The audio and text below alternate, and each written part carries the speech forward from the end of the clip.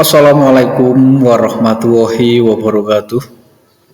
Perkenalkan, nama saya Andri Ujantoro, CGP Angkatan 8 Kabupaten Temanggung. Dalam kesempatan ini, saya akan memaparkan modul 1.4 Aksi Nyata Budaya Positif Segitiga Restitusi. Rencana tindakan untuk aksi nyata saya adalah latar belakang. Murid tidak suka peraturan karena selama ini jika mereka melakukan pelanggaran maka akan mendapatkan hukuman dan cenderung mempermalukan dirinya. Tujuan aksi nyata saya adalah menciptakan murid yang merdeka dan disiplin diri yang kuat, menumbuhkan budaya positif di sekolah dengan meyakini nilai-nilai kebajikan universal. Tolok ukur. Terbentuknya keyakinan kelas melalui kegiatan kesepakatan kelas yang dilakukan guru kelas dan siswa. Siswa mampu menerapkan dan menjalankan keyakinan kelas yang telah dibuat. Langkah-langkah tindakan. 1. Menghadap kepala sekolah untuk menjelaskan pentingnya penanaman budaya positif dan keyakinan kelas di sekolah, serta meminta izin untuk mendesiminasikan bersama rekan guru. 2. Mengumpulkan rekan guru untuk melaksanakan desiminasi pemahaman materi, budaya positif, keyakinan kelas, dan segitiga restitusi. 3. Berkolaborasi dan berkoordinasi dengan guru kelas untuk membuat keyakinan kelas di kelas masing-masing. 4. Memantau, merefleksi, dan mengevaluasi keyakinan kelas yang telah dibuat. Berikut ini merupakan kegiatan desiminasi di sekolah mengenai pemahaman dan pengalaman budaya positif.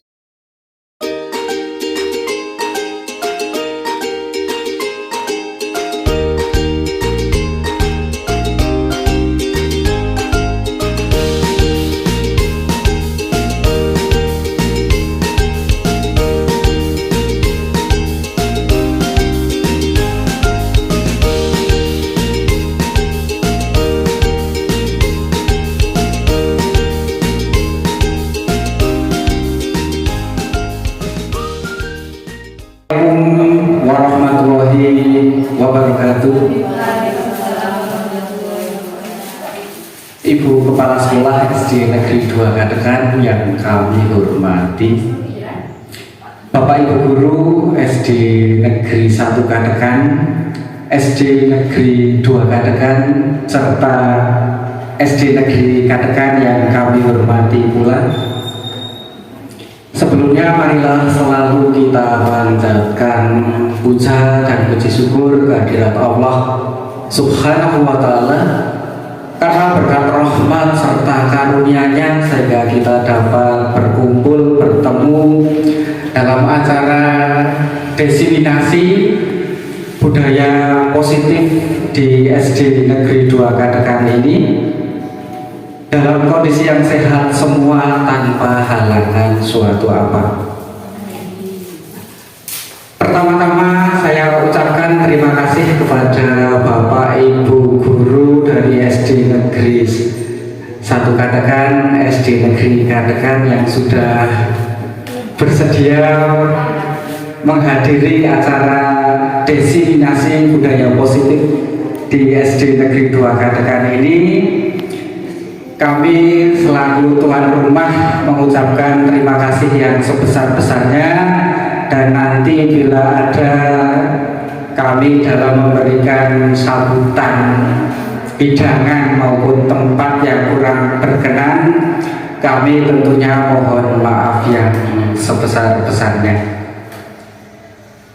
Sebelum kita mulai acara desiminasi budaya positif ini, kami akan memperkenalkan, ini ada di layar ada pengajar praktek yaitu Ibu Nurdiati, kemudian fasilitator guru penggerak angkatan 8 yaitu Bapak Widyo Pranoto. Ini rumahnya di Pati. Untuk Ibu Nurdiati kemarin dalam pendampingan 1 dan 2 sudah pernah datang kemari. Untuk Pak Widyo Pranoto karena rumahnya jauh tidak bisa, hanya mewakilkan lewat daring. Kemudian Bapak Ibu sekalian, untuk acara hari ini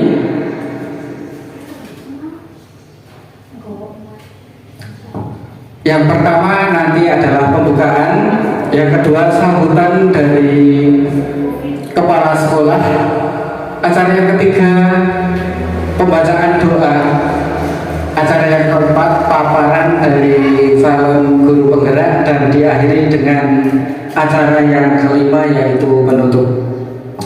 Marilah Bapak Ibu sekalian, kita masuki acara yang pertama yaitu pembukaan. Mari Bapak Ibu, agar acara hari ini diberikan kelancaran dan nanti bisa membuahkan hasil yang memuaskan tentunya. Marilah kita buka dengan bacaan basmalah bersama-sama. Terima kasih. Memasuki acara yang kedua, sambutan dari Ibu Kepala Sekolah SD Negeri 2 Gadekan. Kepada beliau Ibu Nia, waktu dan tempat dipersilakan. Assalamualaikum warahmatullahi wabarakatuh. Yang saya hormati Bapak Ibu Guru SD Negeri 2 Gadekan, yang saya hormati tamu undangan Bapak Ibu dari SD Negeri Gadekan 1 dan Gadekan 3 yang saya hormati dan saya banggakan. Pertama, malah kita panjatkan puji syukur kehadirat Allah Subhanahu wa Ta'ala yang telah melimpahkan rahmat dan karunia-Nya sehingga pada hari ini kita bisa berkumpul bersama dalam kegiatan diseminasi budaya positif untuk calon guru penggerak angkatan 7, yaitu beliau Bapak Andri Ujiantoro. Selawat serta salam senantiasa kita sanjungkan kepada junjungan kita Nabi Agung Muhammad Sallallahu Alaihi Wasallam yang senantiasa kita nanti-nantikan syafaat beliau di yaumul qiyamah. Amin. Bapak Ibu yang kami hormati, yang pertama saya mengucapkan selamat datang kepada Bapak Ibu tamu undangan yang sudah berkenan menghadiri dan meluangkan waktunya untuk menghadiri kegiatan diseminasi pada hari ini. Yang kedua, kami mohon maaf yang sebesar-besarnya apabila dalam menyambut Bapak Ibu dalam acara kegiatan hari ini banyak hal yang kurang berkenan di hati Bapak Ibu semuanya. Untuk selanjutnya Bapak Ibu yang kami hormati, di sini mari kita mendukung apa yang sudah dilakukan Bapak Andri Ujiantoro sebagai calon guru penggerak angkatan 7. Angkatan 8 kita apresiasi apa yang sudah beliau laksanakan, dan mudah-mudahan saya berharap juga untuk kedepannya Bapak Ibu yang belum mendaftar guru penggerak untuk segera mengikuti jejak Bapak Andri Ujiantoro. Karena apa Bapak Ibu, kedepannya guru penggerak ini akan menjadi tumpang kita untuk berkarir, karena sudah terbukti yang sudah pada saya nanti kedepannya Bapak Andri Ujiantoro ini ketika lulus dari guru penggerak angkatan 8 ini akan mendapatkan SK kepala sekolah secara otomatis. Jadi otomatis apabila Bapak Ibu ingin mencapai jenjang karir yang lebih baik, maka monggo Bapak Ibu untuk mendaftar guru penggerak. Untuk selanjutnya Bapak Ibu nanti kita akan melihat dan kita akan Pak Andri Ujiantoro akan menyajikan apa saja yang sudah beliau lakukan selama menjadi calon guru penggerak angkatan 8 ini. Tentunya yang berimbas bagi sekolah kita, dan mudah-mudahan besok bisa berimbas keluar sekolah, baik itu di SD Negeri Gadekan 1 maupun SD Negeri Gadekan 3. Assalamualaikum warahmatullahi wabarakatuh.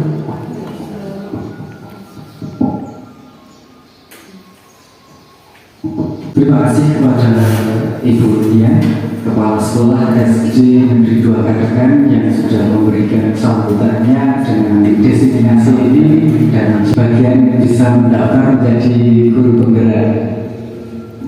Memasuki acara yang ketiga yaitu doa. Kepada Bapak Suhamin, waktu dan tempat dipersilakan. Bismillahirrahmanirrahim.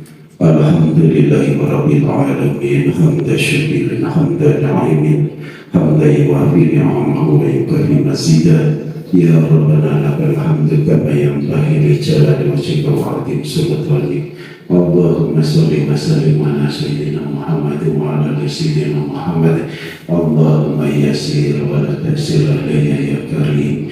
Allahumma ashfa bi shifaika wa dawa bi dawaika wa afi min malaika shifana jiran bi aqil ramilatin wa bi karamatin nabiyikal karim.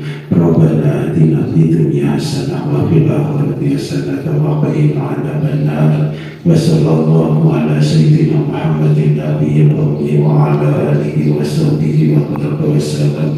Subhana rabbika rabbil izzati amma yasifun wa salamun alal mursalin walhamdulillahi rabbil alamin. Wassalamualaikum warahmatullahi wabarakatuh. Terima kasih kepada Bapak Suhamin yang memberikan doanya. Semoga acara hari ini bisa terlaksana dan yang selanjutnya paparan dari calon guru penggerak yaitu saya sendiri. Kepada Bapak Ibu santai saja, silahkan sambil snacknya di dahar dan pokoknya santai saja ya.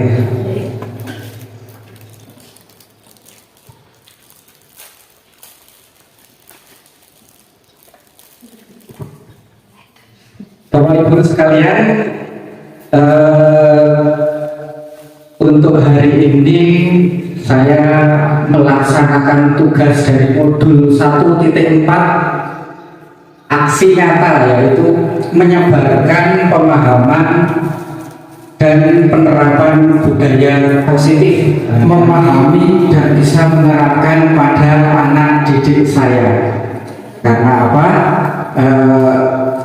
Kemarin atau dulu-dulu kalau Bapak Ibu sering melihat guru penggerak yang terdahulu mungkin kita guru penggerak ke anaknya lu mulai tindakan atau pergi terus. Tetapi setelah saya mempelajari dan tahu dari modul 1.1 yaitu filosofi Ki Hajar Dewantara, modul 1.2 tentang visi dan misi guru penggerak, sampai modul 1.4 yaitu budaya positif, ternyata itu sangat bertolak belakang.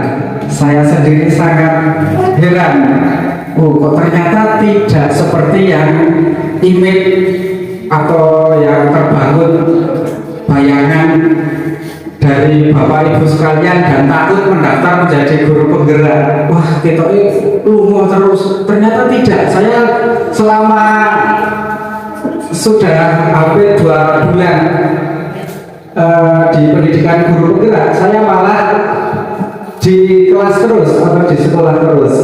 Baiklah, kita coba pahami dari filosofi Ki Hajar Dewantara. Sebelumnya kami ucapkan selamat datang dulu kepada Bapak Ibu guru hebat semuanya dari SD Negeri 1 Kadakan, SD Negeri 2 Kadakan, dan SD Negeri Kadakan. Semoga mari kita belajar bersama, berkolaborasi, saling mendukung demi mewujudkan disiplin positif di sekolah kita tercinta ini. Nanti tentunya kita bisa mengimbaskan atau memberi contoh dan caranya marahi kepada rekan-rekan teman sejawat kita bagaimana kita membangun budaya positif, disiplin positif di sekolah kita, di kelas kita dulu, kemudian melebar ke sekolahan kita masing-masing.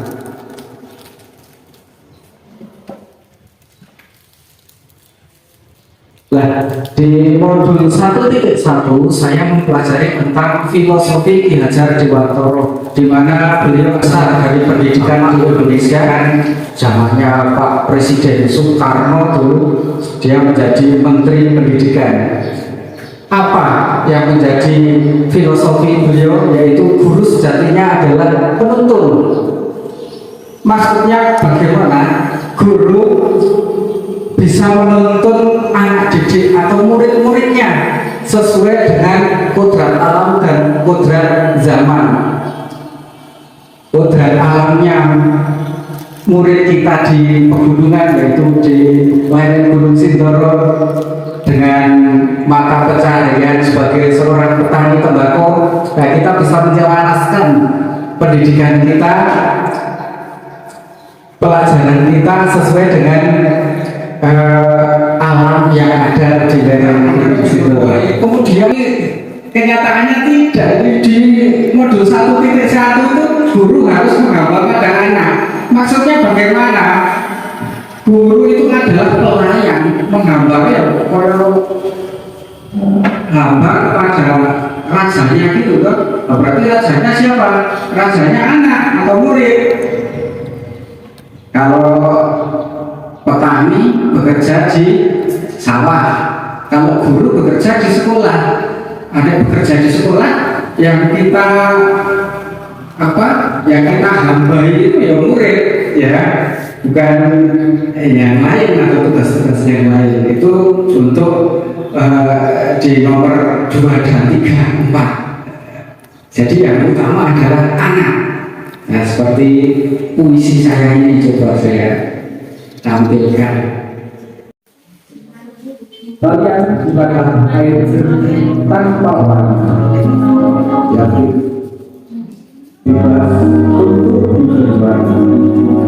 Ada riak-riak air di lembang biru, pegang erat tangan agar tak bisa menunggu menuju berubah masa depan.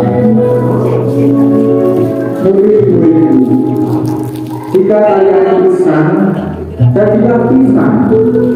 Jika kalian rambutan, jadilah rambutan.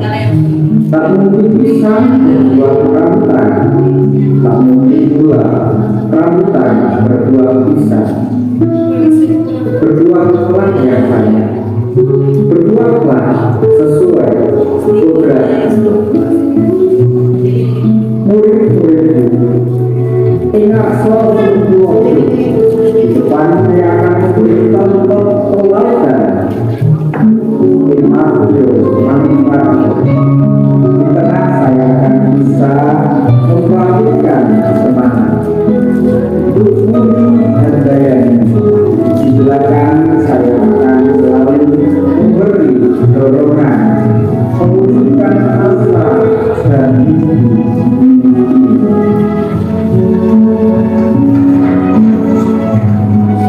murid-muridku, tawarkan perhubungan zaman. Bebaskan diri untuk terus berkarya. Dunia akan tahu karya-karyamu.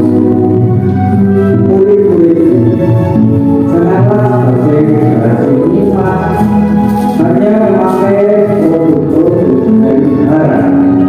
Kembangkan katamu jika mampu membuat bersama.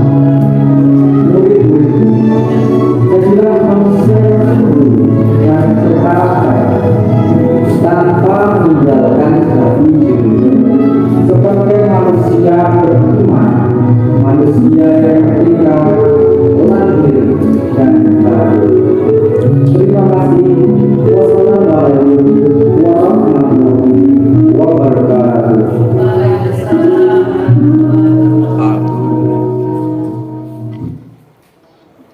Di mana saya mendambakan murid-murid saya itu sesuai dengan visi saya sebagai guru penggerak. Saya juga membuat visi di modul 1.3, yaitu mewujudkan generasi emas di tahun 2040 dengan yang berkebinekaan global dan dengan berkolaborasi dengan berbagai pihak, antaranya dengan komite dan lainnya.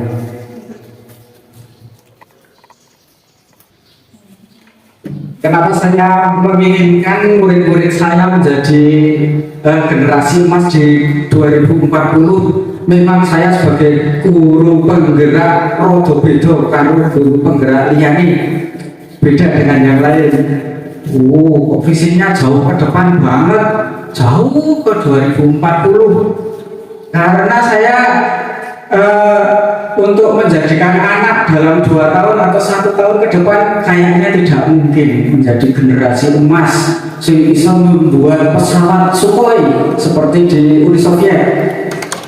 Seperti sekarang itu Uni Soviet sudah bisa membuat Sukhoi generasi ke-7.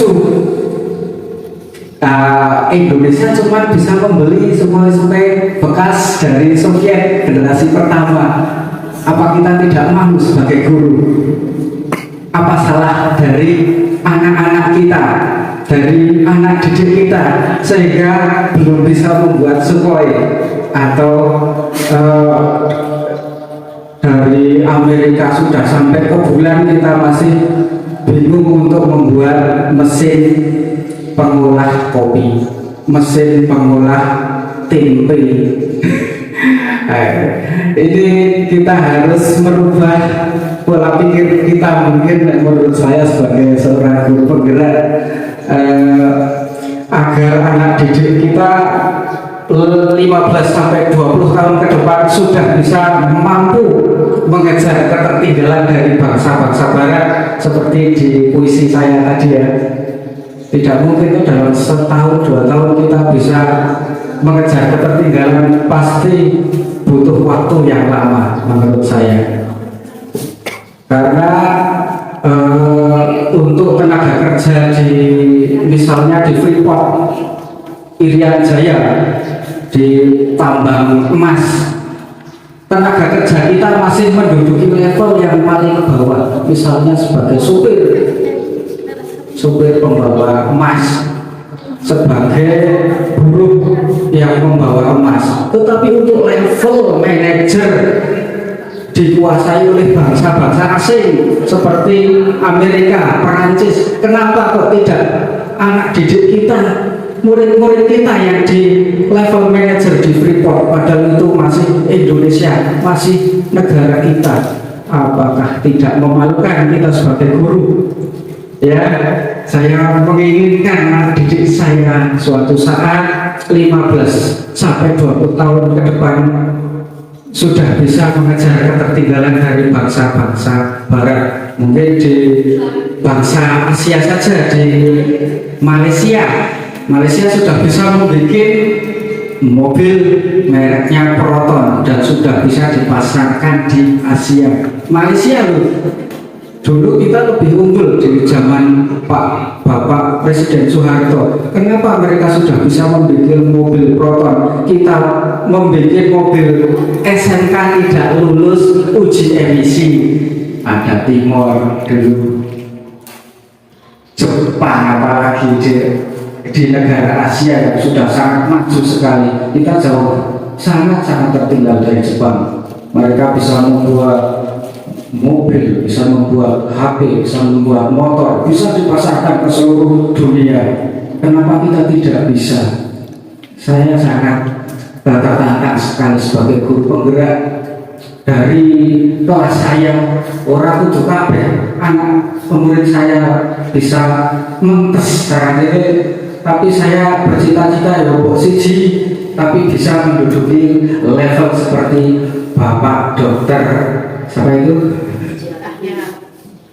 Cahya, paling tidak. Anak kadang ada yang bisa jadi dokter lulusan UGM. Kita harus bangga sekali. Itu muridnya Bening ya, Bening? Dulu muridnya Bening ya, hebat sekali. Paling tidak seperti itu. Walaupun tidak semua, kita sebagai guru, saya juga tidak idealis. Satu kelas 25 siswa harus sukses semua, ya tidak mungkin juga. Tetapi paling tidak satu isopentus bisa jadi orang yang tadi saya bilang bisa di level manajer di Freeport Kalau pabrik seperti di Muet atau di lingkungan itu, manajer pemasaran, manajer keuangan itu dikuasai oleh bangsa, oleh orang-orang Cina itu biasanya. Orang Jawa paling di itu ngangkat kayu tapi untuk pemasarannya ke Korea atau ke Jepang itu yang memasarkan orang-orang asing, bukan dari bangsa kita. Itu pabrik di dekat kita saja. Itu sudah kenyataan yang kita temui di dekat kita.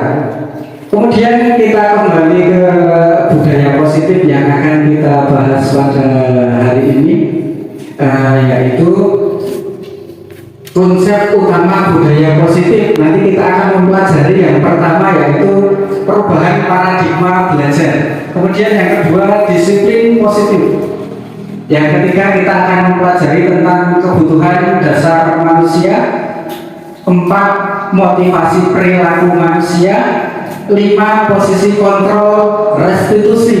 6. Keyakinan kelas. Dan yang terakhir nanti ini yang terbaru belum pernah kita temui di saya itu kuliah sudah 3 kali di Universitas dan diploma, kemudian S1 pendidikan di Universitas terbuka, tapi saya belum pernah mendapatkan pelajaran yang ketujuh ini tentang segitiga restitusi. Mungkin untuk lulusan dari SPG atau SGB, sekolah guru bantu zamannya Pak Supir, zamannya Pak Ibu Bodeng, Pak David mungkin pernah ya mendapatkan pelajaran seperti itu. Saya sangat tertarik sekali itu, karena mulai tahun berapa itu SPG sudah ditutup ya Pak Supir? Tahun berapa itu? Nah itu sekolah guru dari jam 7 sampai jam minimal jam 12 ya.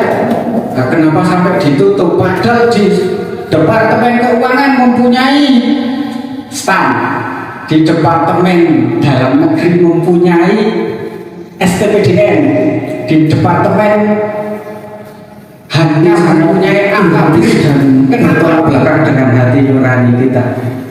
Kemudian yang pertama kita akan mempelajari tentang perubahan paradigma belajar. Nah, pembelajaran dengan paradigma baru, yaitu sekarang di dalam kurikulum Merdeka ada profil pelajar Pancasila. Yang pertama, beriman dan bertakwa pada Tuhan Yang Maha Esa, berkebinekaan global, gotong royong, kreatif, bernalar kritis, dan mandiri. Nah, ini sudah mencakup dari kebutuhan dari siswa dan murid kita yang harus berakhlak. Yang kedua, berkebinekaan global. Boleh tahu guru itu siswa itu berbeda-beda. Kita sebagai guru juga bisa harus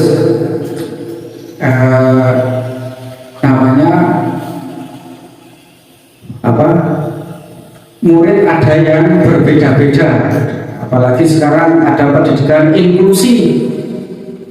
Ada murid yang harusnya disekolahkan di SLB, sekarang boleh di sekolah seperti kita ini, sekolah negeri. Nah, kita sebagai guru juga harus bisa melaksanakan pendidikan atau pembelajaran berdiferensiasi. Kayak murid sing kae perlakuannya ini, murid sing ini perlakuannya ini, murid yang itu perlakuannya itu. Nah, tentunya kita harus bisa sebagai guru yang profesional, sudah bersertifikat pendidik, harus bisa memperlakukan semua anak, tidak harus sama semua, harus bisa berdiferensiasi dalam membelajarkan kepada murid kita. Apa itu pembelajaran dengan paradigma baru? Pembelajaran dengan paradigma baru dirancang berdasarkan prinsip pembelajaran yang terdiferensiasi, sehingga setiap siswa belajar sesuai dengan kebutuhan dari tahap perkembangannya untuk mewujudkan profil pelajar Pancasila. Ya, kita sebagai guru harus bisa melaksanakan pembelajaran berdiferensiasi. Kemudian yang akan kita pelajari yaitu tentang disiplin positif. Mungkin dari Bapak Ibu sekalian, apa tuh arti disiplin itu? Wah, disiplin identik dengan konsisten ya Mbak Yani. Ya, apalagi biasanya identik dengan peraturan, ya toh? Peraturan seperti peraturan berlalu lintas, peraturan sekolah, misalnya berangkat harus jam 7 seperti itu.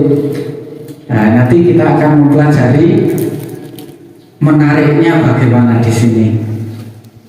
Dalam budaya kita, makna kata disiplin adalah sesuatu yang dilakukan untuk mendapatkan kepatuhan. Nah, kita harus patuh. Kita cenderung menghubungkan kata disiplin dengan ketidaknyamanan. Nah, ini makna disiplin secara harus seperti itu. Kita harus patuh, kita harus disiplin. Biasanya anak menjadi tidak nyaman, ya tidak anak saja.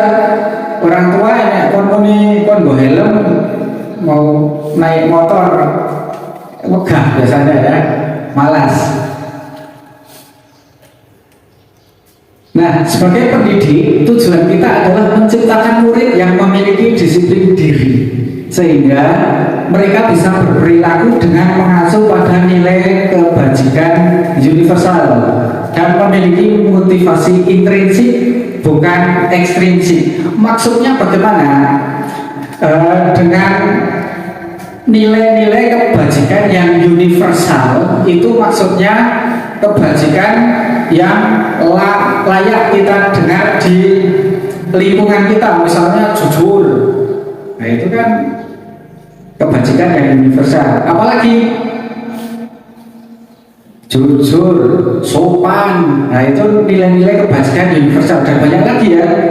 Kemudian nanti disiplinnya ini iso bocah kuwi bisa memotivasi dari dalam dirinya sendiri atau motivasi intrinsik bukan ekstrinsik. Priye caranya? Nah, nanti kita akan pelajari lebih lanjut dari dalam, bukan dari luar. Dari luar misalnya apa? Mendapat penghargaan. Aku orang disiplin, besok kan boleh hadiah dari bapak guru, dari orang tuanya aku. Besok aku ngaji sing sergap boleh hadiah. Nah, itu motivasi dari luar ekstrinsik. Tapi nek iso bocah itu mempunyai motivasi dari dalam atau intrinsik, sehingga nanti tertanam lama di dalam hatinya. Kemudian disiplin positif merupakan salah satu cara penerapan disiplin yang bertujuan untuk menumbuhkan kesadaran serta memberdayakan anak untuk melakukan sesuatu tanpa sokongan, ancaman atau hukuman. Nah, itu disiplinnya dari intrinsik atau dari dalam dirinya, nggak usah dikasih sokongan atau penghargaan atau ancaman. Misalnya sama orang HPR tak hukum ngepel WC atau berjemur di lapangan, nah itu ancaman, atau dihukum apa, itu motivasi dari luar. Nah, iso bocah kuwi disiplin tetapi dari dirinya sendiri ya, dari dalam hatinya. Bagaimana caranya nanti akan kita pelajari. Kebutuhan dasar manusia. Untuk mempelajari budaya positif kita harus mempelajari dulu kebutuhan dasar manusia, yaitu yang pertama bertahan hidup. Nah, semua orang butuh hidup ya. Yang kedua kasih sayang dan rasa diterima. Biasanya anak akan melakukan suatu tindakan yang kurang terpuji, misalnya kurang dikasih sayang dari orang tuanya di rumah, dia mencari pelampiasan di luar atau di sekolah dan sebagainya. Kebutuhan dasar hidup yang ketiga yaitu penguasaan. Adalah seperti anak itu pengen berkuasa, kelihatan dari kecil. Seperti dulu itu kita punya murid namanya Pandu, itu walaupun nakal tapi dia bisa apa mempengaruhi teman-temannya yang lain, walaupun dong ya mempengaruhi untuk kegiatan nakal. Jadi glow, jadi apa? Tapi dia sebenarnya dia sudah punya kebutuhan untuk penguasaan. Kemudian kebebasan, kebutuhan manusia ada kebebasan. Kemudian yang kelima kesenangan. Manusia juga butuh kesenangan juga, refreshing dan sebagainya. Kemudian dari kebutuhan dasar manusia tadi, kita akan mempelajari motivasi perilaku manusia. Nah, motivasinya apa toh? Motivasi adalah dorongan yang timbul pada diri seseorang secara sadar atau tidak sadar untuk melakukan suatu tindakan dengan tujuan tertentu. Nah, dorongan baik itu sadar untuk maupun tidak sadar untuk melakukan suatu tindakan tertentu. Ada motivasi dari motivasi untuk menghindari ketidaknyamanan dan hukuman. Murid biasanya melakukan disiplin karena ia takut dihukum. Nah, ini merupakan motivasi ekstrinsik, takut dihukum. Kemudian untuk mendapat imbalan atau penghargaan dari orang lain, ini juga motivasi ekstrinsik. Dia melakukan disiplin karena memperoleh ujian dari temannya, dari gurunya, atau orang tuanya dan lainnya. Kemudian untuk menghargai nilai-nilai kebajikan diri sendiri, murid melakukan disiplin karena sadar akan nilai kebajikan dirinya.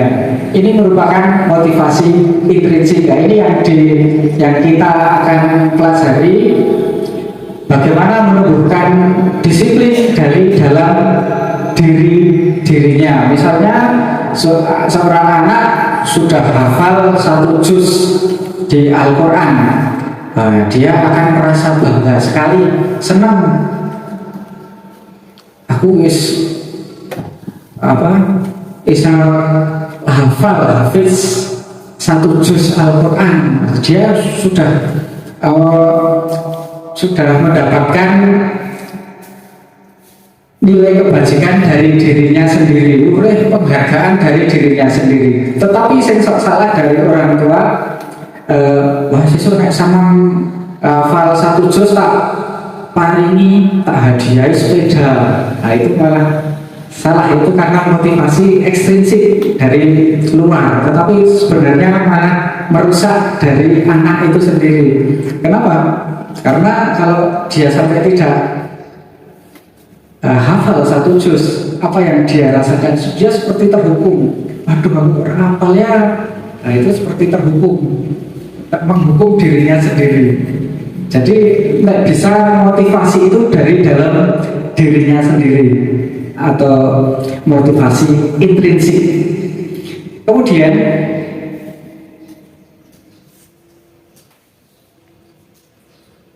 ini konsep disiplin itu ada beberapa, yaitu nanti ada hukuman, ada konsekuensi, dan ada restitusi. Bagaimana kita memberikan disiplin tetapi dengan menghukum? Ini sudah kita lakukan pada zaman lampau. Apa tengah saiki masih menghukum anak dengan memberikan disiplin dengan memberikan hukuman? Harusnya tidak boleh ya sekarang. Karena apa? Kita mendisiplinkan anak dengan memberi hukuman itu akan menyakitkan, sakit ya.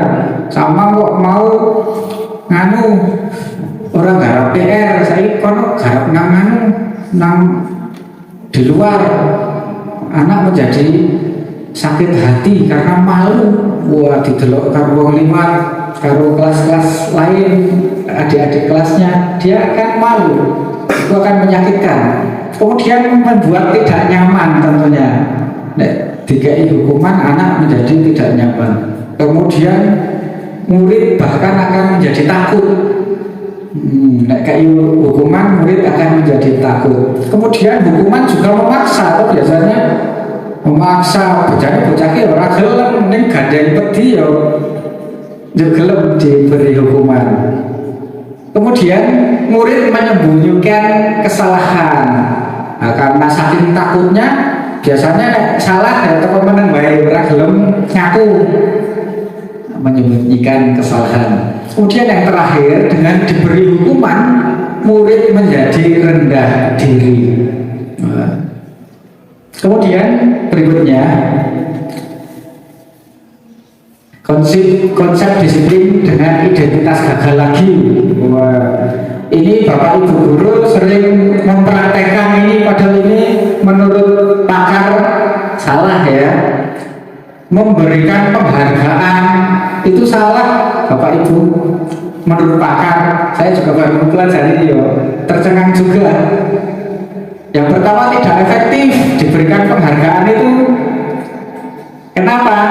Karena melakukan sesuatu ada penghargaan, dia tidak mau melakukan sesuatu kalau tidak dapat penghargaan, ya tidak efektif. Nek wei penghargaan ke gelem, tapi nek orang gelem, nah itu tidak efektif toh. Kemudian merusak hubungan. Misalnya anak mendapat ranking 1, kemudian bagaimana kok bisa merusak hubungan? Hasil ranking 4 tekan ranking 30 Mary bukan, tentunya Mary. Jadi ya pengen ranking 1, 2, 3 itu, tapi ora iso banyak kalah karo sing ranking 1, 2, 3. Jadi penghargaan itu merusak hubungan. Nek ranking 1, 2, 3 kayak buku, nek misalnya di sekolah kita ya. Nah ini menurut pakar itu malah merusak hubungan.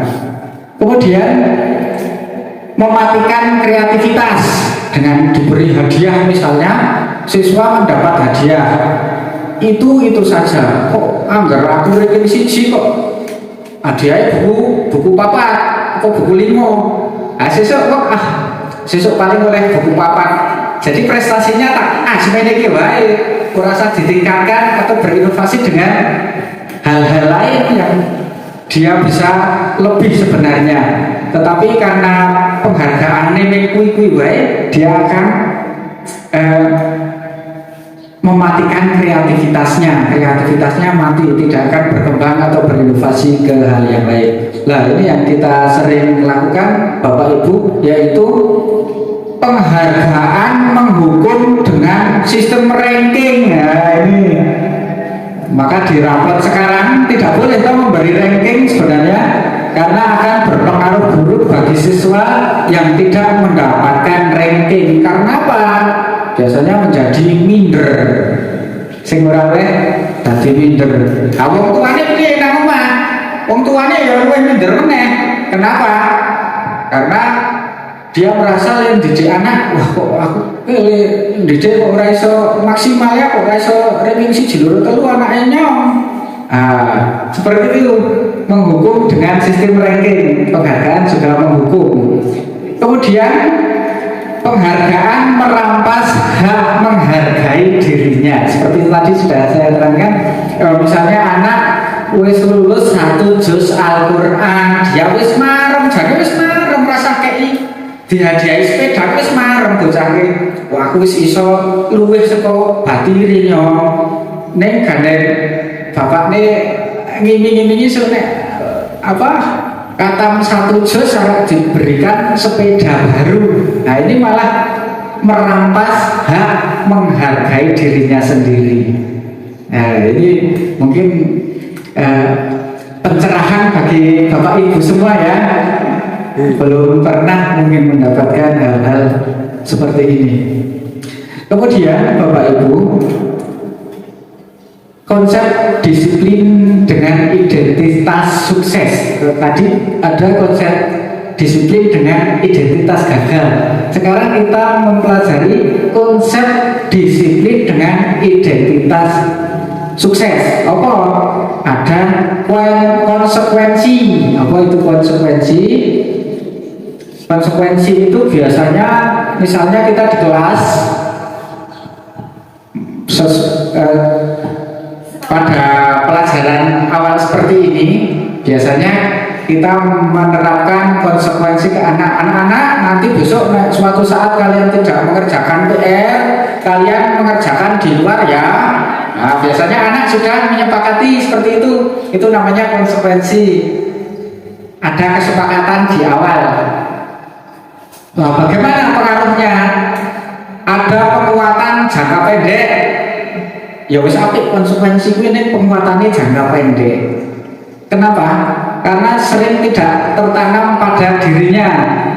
Misalnya anak menumpahkan minum temannya di kelas.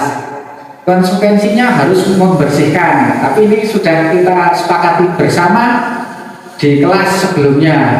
Mulai ono bocah sing mutah kelidang kudu ngersih dhewe, ono bocah sing mecah kaca bapaknya kudu ganti. Ini sudah ada kesepakatan di awal, itu namanya konsekuensi. Kemudian konsekuensi juga perlu monitoring berkelanjutan. Biasanya misal mengulang kesalahan lagi sehingga perlu monitoring. Kemudian ada stimulus dan respon. Maksudnya bagaimana? Sama wis mecah kaca, sama akhirnya ya pakai tak ganti Pak Guru kocone. Nah, itu ada responnya seperti itu. Kemudian konsekuensi juga menjadi murid menghormati peraturan. Kemudian konsekuensi juga kehilangan waktu untuk merenungi kesalahan. Misal dia ingin meminta maaf ke teman karena sudah menumpahkan minuman tadi, tapi guru sudah terlebih dulu memberi hukuman. Jadi jane aku kan ngresiki ini kok wis dukung sik nyaponi malah ora ben nyaponi sing tak tumpahke mah nyaponi latar barang, nyaponi halaman. Nah itu. Jadi anak tidak diberi kesempatan untuk merenungi kesalahannya. Kemudian yang terakhir restitusi. Nah ini yang belum yang kita harus pelajari dan belum pernah kita pelajari ya. Restitusi, yaitu dengan restitusi murid bertanggung jawab. Sebelumnya restitusi mungkin Bapak Ibu bingung apa tuh restitusi itu. Restitusi adalah proses menciptakan kondisi bagi murid untuk memperbaiki kesalahan mereka sehingga mereka bisa kembali pada kelompok mereka dengan karakter yang lebih kuat. Nah ini yang paling baik diterapkan pada Bapak Ibu guru semua, yaitu restitusi. Tadi ada konsekuensi, tadi ada hukuman. Nah, yang paling baik sekarang pada zaman now adalah restitusi ya. Kenapa kok harus restitusi? Nah ini penjelasannya. Murid bertanggung jawab untuk perilakunya. Dia melakukan kesalahan apa, kemudian dari motivasi intrinsik dia sadar sendiri dari dalam. Kemudian fokus pada pemecahan masalah jangka panjang. Jadi orang saiki tok ora dino iki aku mau salah mecahke menumpahkan wedang minuman teman. Saya memperbaiki dengan minta maaf, kemudian membersihkannya. Tetapi untuk jangka panjang dengan restitusi dia akan membekas. Ya aku numpah wedang sebenarnya langsung ngersiki rasa mendadak dihukum oleh Bapak Ibu guru. Kemudian menghormati dirinya dengan orang lain. Dia ingin menghormati dirinya dengan minta maaf, kemudian dia membantu mengepel lantai. Nah, dia menghormati dirinya. Wah, main aku ke kajen, aku harap minta maaf sih. Kemudian menghormati orang lain. Setelah minta maaf, kata bersih, mau aku menumpahkan wedang, lah seperti itu. Kemudian teori kontrol, dirinya sendiri yang memegang kontrol. Kemudian dengan restitusi, murid bersemangat memperbaiki kesalahan.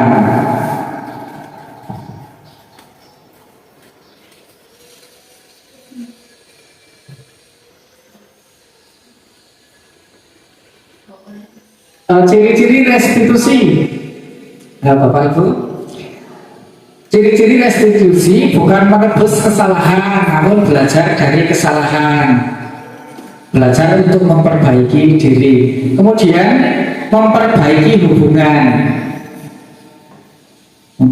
hubungan, kemudian tawaran bukan paksaan. Nah, dengan restitusi bukan langsung dihukum.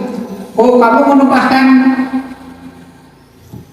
minuman teman, atau kamu tidak mengerjakan PR, kamu tak hukum dikerjakan di luar, di halaman, gitu kan, ya, hukuman. Tetapi dengan restitusi tidak demikian, Bapak Ibu, yaitu dengan menawarkan ke anak, ini kamu apa keyakinan kelas yang sudah kamu sepakati. Oh, saya tidak menghormati teman, Pak, atau misalnya tidak mengerjakan PR, saya tidak mematuhi peraturan. Nah, sudah tidak mematuhi peraturan, apa yang akan kamu lakukan? Dengan memberikan penawaran seperti itu, restitusi ya. Dan jadi sangat humanis sekali. Sebagai seorang pendidik di zaman sekarang, harusnya kita sudah bisa melakukan langkah-langkah restitusi seperti ini. Ini di D2 dulu saya ini PGRI belum pernah saya mendapatkan pelajaran seperti ini. Di UT juga biasanya cuma dikasih modul di suruh mempelajari. Karena mempelajari seperti itu juga nggak matang. Kayaknya saya lebih suka di SPG seperti Pak Sukir itu, dari jam 7 sampai jam 12 latih. Itu di guru penggerak saya dilatih seperti itu, di lingkaran di pendidikan itu tuh, sama jadi bocah, sama jadi guru, sama jadi observer, diputar terus. Jadi ada banyak prakteknya. Jadi sangat bermanfaat sekali. Padahal ini tiap hari kita temui, Bapak Ibu, di kelas kita, di sekolah kita ya, seperti ini.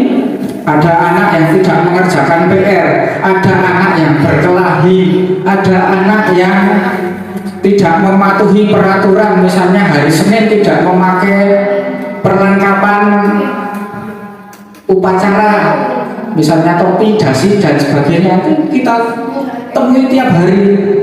Tetapi yang langkah-langkah seperti restitusi ini belum pernah kita pelajari.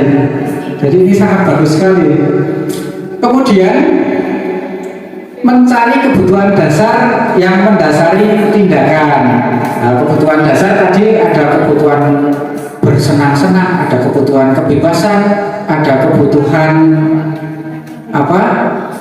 kekuasaan. Misalnya bocah numpah ke wedang, kebutuhannya kayak apa toh? Kebutuhannya kayak mereka seneng-seneng toh, pelayon seneng-seneng. Tapi tidak sengaja dia menumpahkan minum temannya. Nah, itu kebutuhannya pengen bersenang-senang. Harusnya kita dengan langkah restitusi, kenapa kamu main di berlarian di dalam kelas gitu, menanyakannya. Iya Pak, saya lebih senang di dalam kelas. Nah, baik tidak seperti itu? Tidak Pak, harusnya bagaimana? Kalau baiknya ya di luar gitu loh. Kita harus menanyakan seperti itu, tidak langsung menghukum anak yang menumpahkan minuman. Kemudian yang keenam, fokus pada karakter bukan tindakan. Nah, kita ingin membentuk karakter anak yang bertanggung jawab, karena motivasinya dari dalam diri sendiri atau motivasi intrinsik, bukan tindakan yang harus dilakukan untuk menebus kesalahan. Biasanya untuk menebus kesalahan ini dilakukan oleh seorang guru dengan menghukum atau memberikan konsekuensi. Misalnya seorang anak memecahkan pocong, ayo ganti nek mecahi pocong. Nah gitu tuh. Itu kan dengan menebus kesalahan. Tetapi untuk langkah-langkah restitusi kita bisa memberikan penawaran. Sama harus mencari kocok juga Arab menapi. Nah gitu kita memberikan pertanyaan. Jadi dari anak sendiri yang akan memberikan solusinya. Kemudian menguatkan dan fokus pada solusi. Ya ini untuk restitusi kita harus fokus pada solusi. Solusi ini piye? Nek wis mecahi kocok. Anak ngerti ya gue. Ada yang mengenai duit tok, Mas Eko kemarin dikasihnya Mas Eko sama sing dandani kocoknya sing pecah. Mas Eko beri duit piro kayak gini. Seperti itu ya. Kemudian Bapak Ibu,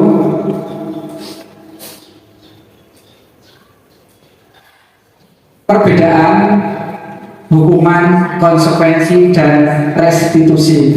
Ini di kasus anak yang tidak mengerjakan PR. Hukuman, guru menghukum dengan mengepel WC misalnya. Guru marah dan murid menjadi takut. Nek orang harap PR, dihukum ngepel WC.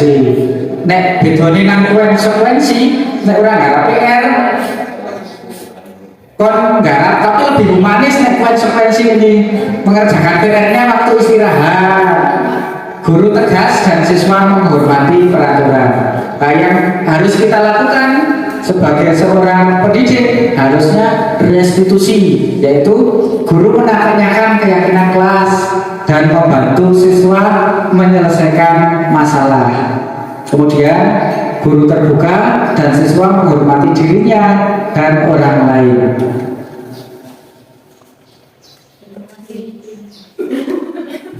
Silahkan sambil diunjuk 5 posisi kontrol restitusi, yaitu sebagai penghukum, pembuat rasa bersalah, sebagai teman, sebagai pemantau, dan sebagai manajer. Dari kelima itu yang harus kita lakukan adalah sebagai manajer. Restitusi ya bisa sebagai penghukum juga, pembuat rasa bersalah, tapi penghukumnya penghukum yang humanis ya, sebagai teman, sebagai pemantau dan manajer. Nah ini penghukum ya.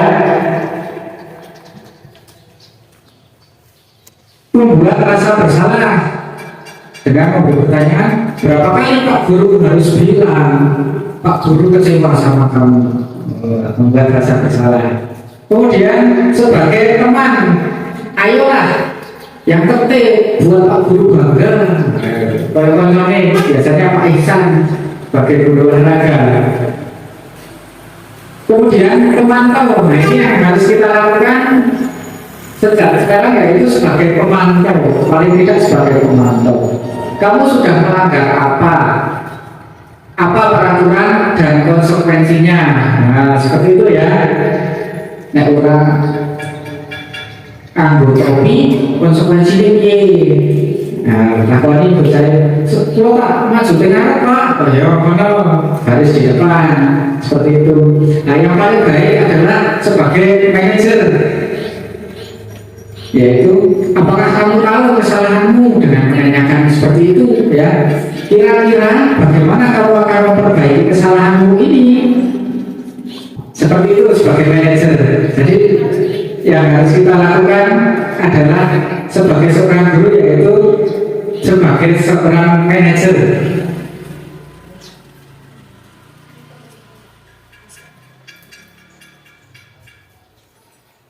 Nah sebelumnya untuk supaya tidak bosan saya tanyakan tentang restitusi. Yang selalu dikerjakan oleh temannya yang bernama Soren, yang mereka tidak dapat mengerti saudara. Saya dengan teman sampai bicara berarti saya salah mengenai sedikit restitusi kasus. Baiklah, ini kalian tentunya kalian tahu kenapa sebagai di dalam sekolah ini kenapa saya ini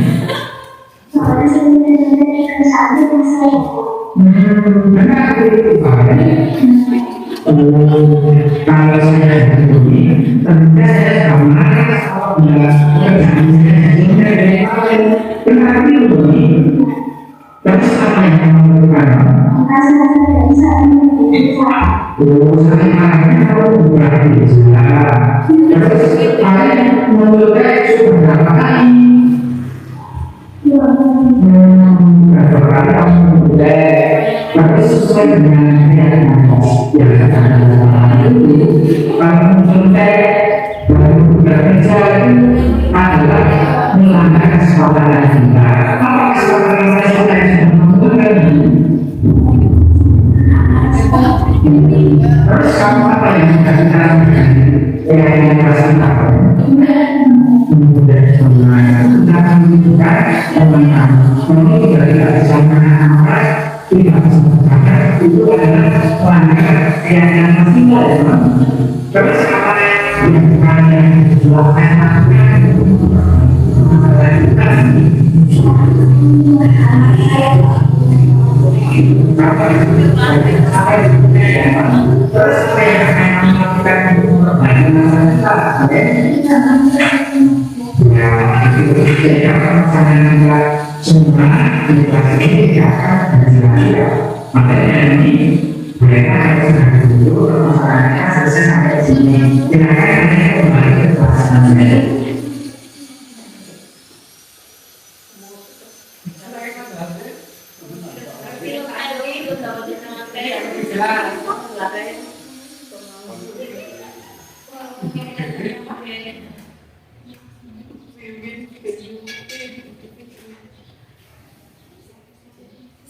Restitusi itu apa?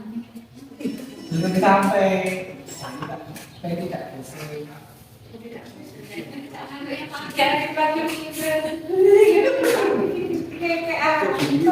Restitusi atau prostitusi?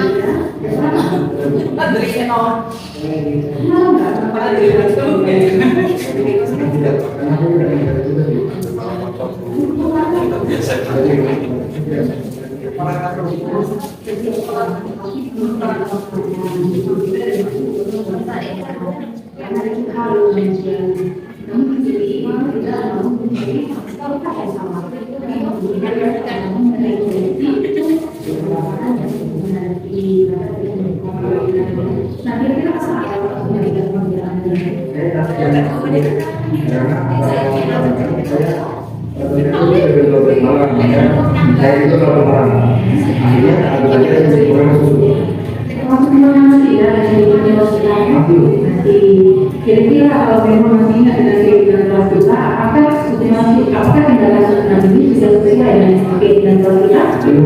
Kira-kira keinginan kelas mana? Selalu bertanggung jawab. Nah, kira-kira apakah kita mau menjadi keinginan?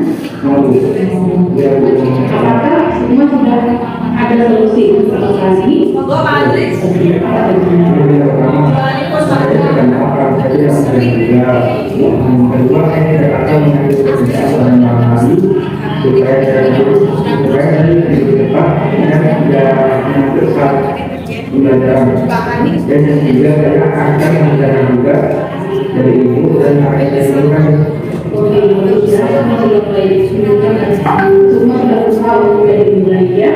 Dan mengapresiasi dan didoakan kami menjadi anak kita dan tidak lagi membuat kesalahannya. Nah,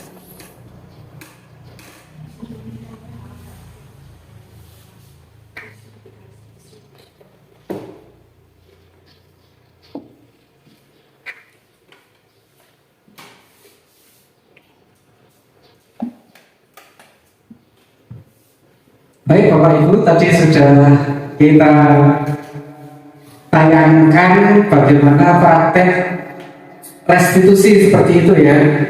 dengan menanyakan apa kesalahannya, kemudian keyakinan kelas apa yang sudah kamu langgar, kemudian yang terakhir apa solusi yang dapat kamu lakukan untuk mengatasi masalah yang kamu dapat. Nah, tadi ada keyakinan kelas, tadi itu keyakinan kelas. Mengapa keyakinan kelas bukan peraturan kelas?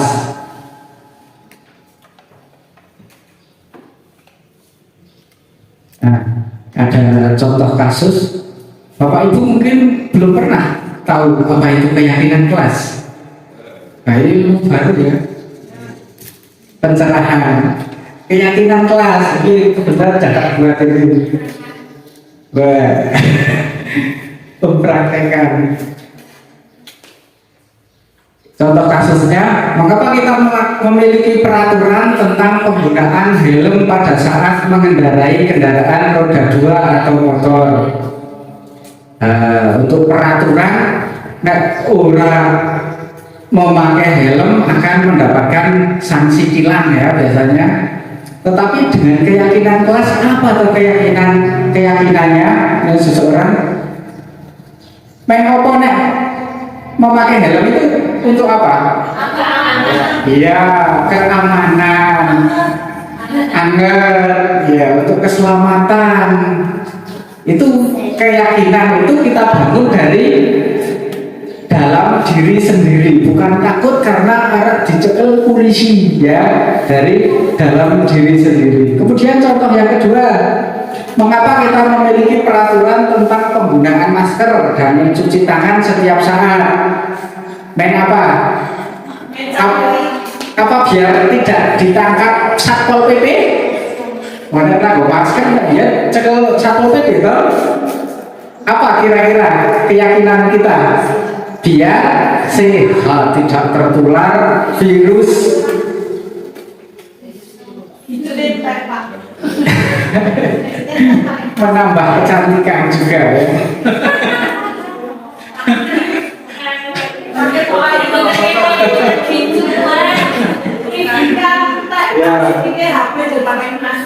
Iya. Untuk memakai masker keyakinannya adalah untuk kesehatan. Seperti itu kita membuat keyakinan kelas dulu untuk menerapkan segitiga restitusi. Kemudian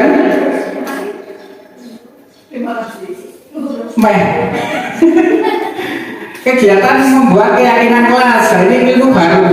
Tidak apa-apa ini. Rada mulur sithik sementing mendapat ilmu baru. Ini caranya gawe keyakinan kelas. Berdiskusi sih, bocah jadi berdiskusi. Apa anak-anak kira-kira yang akan kita sepakati sebagai keyakinan kelas gitu. Pak Guru kalau pengen mangkatnya jauh tepat waktu, wah berarti keyakinan kelasnya kita ubah ke menjadi kalimat positif, yaitu tepat waktu, seperti itu ya.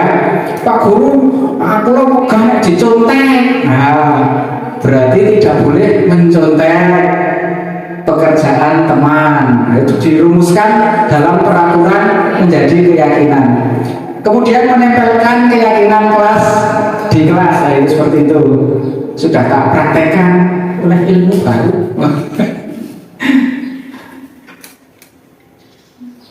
Tadinya juga belum pernah saya rangkut itu ada keyakinan kelas barang.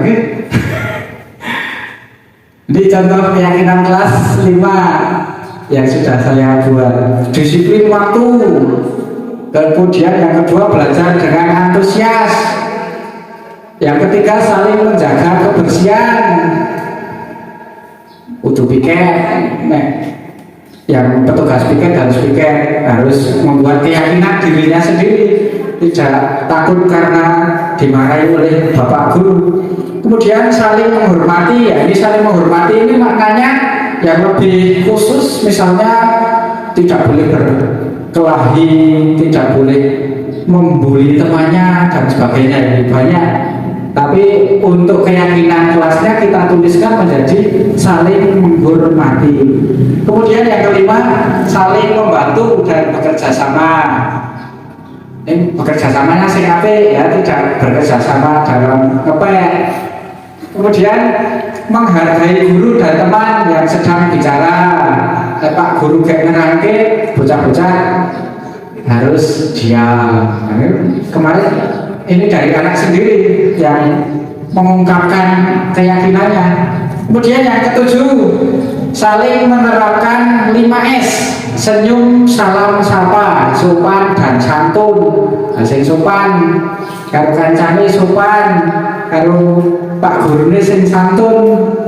Kemudian gemar membaca dan menulis. Nah, ini di kelas 5 kebetulan banyak juga yang belum bisa membaca ini, maka kita budayakan gemar membaca menulis. Bagaimana setelah kita rumuskan keyakinan kelas seperti ini, langkah berikutnya mungkin bila ada anak yang melanggar, kita tanya seperti tadi video yang sudah saya tayangkan. Nanti anak akan memberikan pemecahan atau solusinya sendiri seperti itu.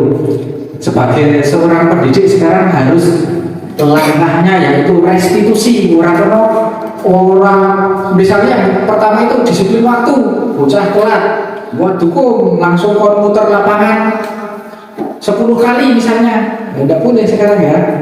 Kita harus bisa menerapkan langkah restitusi ya, yang lebih humanis. Ada pencerahan ini Pak Sugir, restitusi bukan prostitusi. Ya.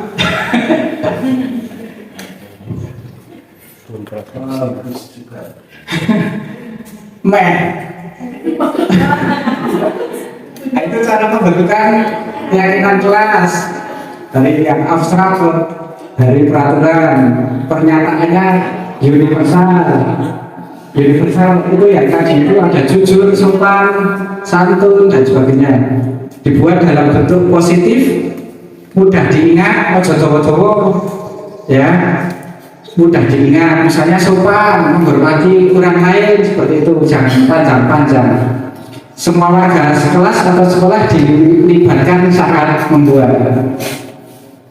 Nah itu Bapak Ibu Guru untuk menerapkan langkah restitusi, langkah-langkahnya seperti itu. Yang pertama, menstabilkan identitas. Ojo langsung dhewe nakoni, oh sama ki salah, wis mecahke kaca. Jangan seperti itu. Tetapi kita tanyai dulu, ora apa. Mecahke kaca ki ora sengaja, biasa kabeh wong yo iso salah. Seperti itu distabilkan dulu. Kok panas-panas itu biasanya bocah ngomong-ngomong bisa hukum dari kae. Distabilkan dulu. Kemudian yang langkah kedua, validasi tindakan APE kocone. Seperti itu ya. Nah, ini di SPG dulu mungkin psikologi pendidikan, iya Pak Suri. Mungkin dipraktekkan juga dulu ya. Ada prakteknya Pak Damin mungkin. Nah ini di nganu dulu nggak ada di dua itu. Kita hanya belajar modul, ujian, ilmunya dapat. Sehingga sampai saya itu ngulang dari 2004 Wiata di SD Muet. Belajarnya otodidak. Para guru-guru kayak Pak Damin itu kok matasi bocah kok pinter temen, bocah kok iso antem. Terinspirasi benarnya ini kayak takon arek jaluk arek isin asline asli itu isin. Ayo Cuk, ayo pisanane tak gebuk nek dulu di luar itu bocah kok angel temen tak gebuk. Bahasa saiki wis ora dengar tak pendeliki wae saiki bocah itu tak pendeliki. Dene wis kok dhewe, teter dhewe. Ora sangat. Itu psikologi anak mungkin ya. Ini berkembang secara otodidak. Saya sudah dari 2004, sekarang 2023, hampir berapa tahun saya menjadi guru. Ada restitusi seperti ini, penerapan restitusi sudah saya tayangkan ya. Nah, thank you itu berarti sudah berakhir. Demikian Bapak Ibu Guru, paparan tentang budaya positif semoga bisa kita terapkan di sekolah kita masing-masing, menjadi pencerahan bagi kita semua. Saya sendiri latihan belum tahu mendapatkan yang seperti ini. Semoga kita terapkan di kelas kita, mulai dari kelas kita ke sekolah kita, dan mungkin nanti iso dadi kepala sekolah nanti bisa diterapkan di anak buah juga, di anak buah di restitusi. Ojo langsung sama nggak selingkuh, wah langsung jangan anak buah di restitusi. Pri, tapi jadian ini kok bisa selingkuh gitu, takut sih orang langsung.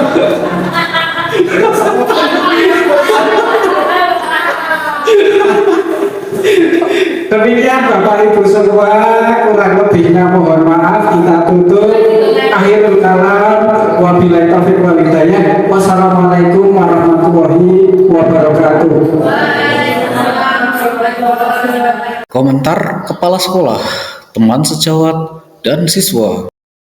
Assalamualaikum warahmatullahi wabarakatuh. Nama saya Tumi Rahmawati, saya Kepala SD Negeri 2 Katekan. Saya ingin memberikan apresiasi yang luar biasa kepada Pak Andri Ujiantoro yang sudah memaparkan budaya positif di sekolah yang sangat luar biasa. Sukses untuk Pak Andri. Terima kasih. Assalamualaikum warahmatullahi wabarakatuh.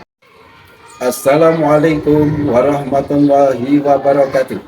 Saya Bapak Sudamin, Guru Pendidikan Agama Islam dan Budi Pekerti SD Negeri 2 Katekan, memberi apresiasi yang sangat bagus kepada Bapak Andri Ujiantoro yang telah memaparkan definisi positif. Semoga bisa diterapkan di SD Negeri 2 Katekan ini. Wassalamualaikum warahmatullahi wabarakatuh. Assalamualaikum warahmatullahi wabarakatuh. Perkenalkan, nama saya Nuri Clarista Azaria, kelas 6 dari SD Negeri 2 Katekan. Saya merasa senang telah mendapatkan pembinaan dan bimbingan dari Pak Andri yang membuat saya mengetahui apa kesalahan saya dan apa yang harus saya lakukan untuk mengatasi masalah itu, supaya saya kedepannya bisa lebih baik lagi. Terima kasih. Wassalamualaikum warahmatullahi wabarakatuh. Demikian paparan modul 1.4 Budaya Positif. Wassalamualaikum warahmatullahi wabarakatuh.